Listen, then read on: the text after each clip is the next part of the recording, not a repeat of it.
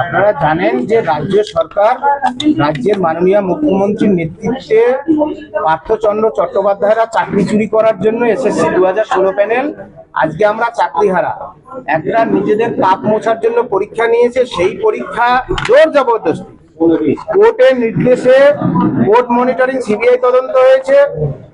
চোর পার্থ চ্যাটার্জি বাইরে, তাহলে কি চাকরি চুরি হয়নি? যে পরীক্ষার একাদশ দ্বাদশ শ্রেণীর ফলাফল বেরিয়েছে তাতে এই যে দাদা এডুকেশনের তার নাম আসেনি, তাহলে কি তিনি অযোগ্য হয়ে গেলেন? এই দায় কার? রাজ্যের মাননীয় মুখ্যমন্ত্রীর এই অ্যাকাউন্টেবিলিটি দায়বদ্ধতা নিতে হবে। আমরা রাজ্যের মাননীয় সম্মানীয় জননেতা বিরোধী দলনেতা মাননীয় শুভেন্দু অধিকারী মহাশয়ের সাথে আমরা সাক্ষাৎ করতে এসেছি।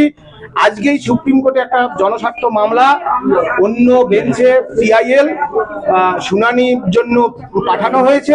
আমরাও আগামী দিনে হাইকোর্ট থেকে সুপ্রিম কোর্ট রাজ্যের মাননীয় মুখ্যমন্ত্রী যিনি এই চাকরি চুরির পুরো দায়িত্বে রয়েছেন নেতৃত্বে, তাকে পার্টি করে চাকরি চোর পার্থচন্দ্র চট্টোপাধ্যায় সুবীরেশ বাবু থেকে শুরু করে তাদের সবাইকে পার্টি করে আমরা মামলা করব। রাজ্যের মুখ্যমন্ত্রীকে চাকরি ফেরাতে হবে যোগ্যদের, আর নতুন চাকরি প্রার্থী ভাই ও বোনেদের সঙ্গে একটা বিবাদ বাঁধিয়ে দেওয়ার চেষ্টা করছে। 13 বছর ধরে নিয়োগ নেই, আজকের বিবাদ বাঁধিয়ে দেখুন তারা এখন আন্দোলনে। তাহলে 60 পেয়ে যারা চাকরি পাবেন না তাহলে তারা তো বিদ্রোহ করবেই। এই যে আমাদের সঙ্গে তাদেরকে একটা বিভাজন করে দেওয়া, এটা একটা গভীর চক্রান্ত। প্রিন্সিপাল সেক্রেটারি অফ এডুকেশন তিনি কিন্তু চেয়েছিলেন এসএসসি 2016 প্যানেল এবং নতুন চাকরি পরীক্ষা আলাদাভাবে হোক, শোনেনি, রাজ্য সরকারের মুখ পুড়েছে। আমাদের পরিষ্কার বক্তব্য আরো 50,000 ভ্যাকান্সি বাড়িয়ে এই সমস্যার সমাধান করুক। আর একজনও আপনাদের পশ্চিমবঙ্গের মিডিয়ার মাধ্যমে আমরা জানাতে চাই, একজনও যোগ্য শিক্ষকের যদি চাকরি করার চেষ্টা করে আমাদের রাজ্যের মুখ্যমন্ত্রী, সংঘাত বাড়বে, সংঘাত। এতদিন আমরা চুপচাপ ছিলাম, শান্তিপূর্ণ ভাবে ছিলাম, আমরা কখনো অশান্তির পক্ষে নই। আমরা লড়াই করে দেখাবো এবং যে যে গণতান্ত্রিক শক্তির হাত ধরে সেই লড়াইকে পার করতে হবে সেই কাজটাও আমরা করব।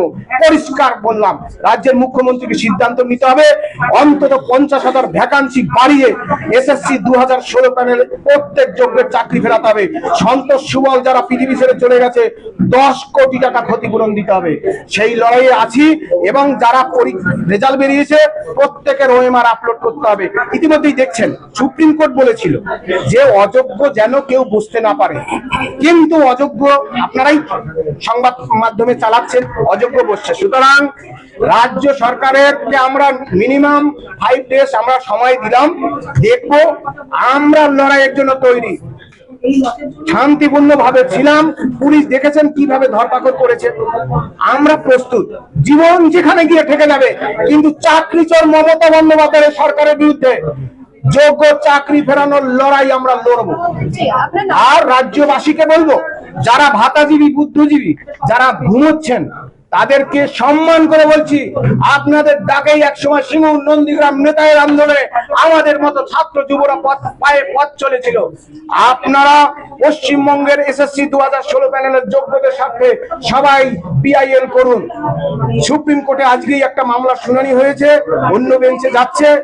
যারা শুভবুদ্ধি মানুষ আছেন, শিক্ষিত মানুষ আছেন, যেই অচলায়তনের এই দুর্বৃত্তায়নের পরিবর্তন চান, এসএসসি 2016 প্যানেলের যোগ্যদের চাকরি ফিরুক, বিদ্যালয়গুলো শিক্ষক পাক, এটা যারা আপনারা চান, আপনাদের কাছে আমার করজোড়ে অনুরোধ, আপনারা পিআইএল করুন।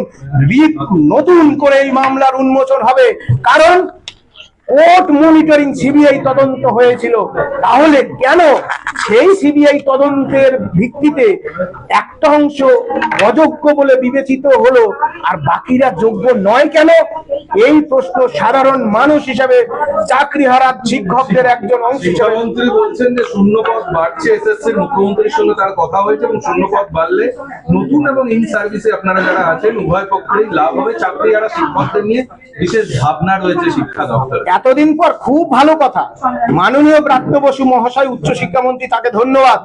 আমরা বলছি সময়ের দাবি, যুগের দাবি এসএসসি 2016 প্যানেল এবং আপামর পশ্চিমবঙ্গের নতুন চাকরি প্রার্থীদের দাবি আরো অন্তত 50,000 শূন্য পদ সৃষ্টি করে এসএসসি 2016 প্যানেলের একজন যোগ্য যারা ঘুষ দেয়নি, আপনারা জানেন তারা কারা, তাদের চাকরি নিশ্চিত করুন।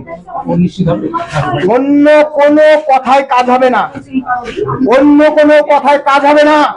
এই ভ্যাকান্সি বাড়াক নিশ্চয়ই। এই যে আমি বললাম, আমি আগেই বলেছি, এডুকেশন 9-10 বসতে পারেনি, কম্পিউটার সায়েন্স, অ্যারাবিক, নিউট্রিশন, এরকম অসংখ্য নাম আমাদের কাছে আছে। এদের দায় কে নেবে? এদের দায় কে নেবে? এদের দায় মুখ্যমন্ত্রীকে নিতে হবে। এবং খুবই পরিতাপের বিষয়, নতুন চাকরি প্রার্থী ভাই ও বোনেরা যারা 60-60 পেয়েছে, 100% নম্বর পেয়েছে, সে যদি ডাক না পায় তার তো বিদ্রোহ হবেই। এই যে নতুন চাকরি প্রার্থীদের সাথে এসএসসি 2016 প্যানেলকে একটা সংঘাত বাঁধিয়ে দিয়ে 2026 সালে ঘোলা জলে মাছ ধরার চেষ্টা করছে মুখ্যমন্ত্রী। আমরা রুখে দেব, আমরা রুখে দেব।